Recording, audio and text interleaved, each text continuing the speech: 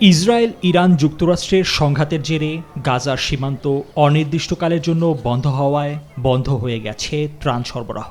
সহায়তা সংস্থাগুলোর সতর্কবার্তা, মজুদ খাবার দিয়ে এক সপ্তাহও চলবে না। প্রায় ২০ লাখ মানুষ এখন ভয়াবহ দুর্ভিক্ষের ঝুঁকিতে। সীমান্ত বন্ধের ঘোষণায় খাদ্য সংকটের আতঙ্কে বাজারে ছুটছেন ফিলিস্তিনিরা।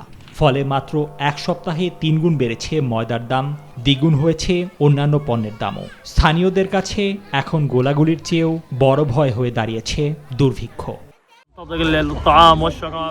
ইরান, ইসরায়েল ও যুক্তরাষ্ট্রের আঞ্চলিক যুদ্ধে আমাদের কি দোষ?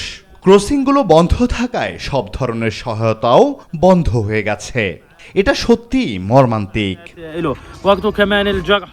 এদিকে নরওয়ের শরণার্থী পরিষদ বলছে, বেসামরিকদের খাদ্য নিশ্চিত করা ইসরায়েলের আইনি দায়িত্ব। তবে ইসরায়েলের দাবি, গাজায় পর্যাপ্ত খাদ্য মজুত আছে এবং শিগগিরই একটি ক্রসিং খুলে দেওয়া হবে।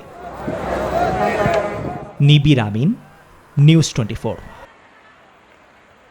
ক্রাঞ্চি রোলের ভিতর চকলেট ক্রিমের ফিলিংয়ে অল টাইম ক্রিম রোল, মুখে দিতেই স্পেশাল ইনসাইড।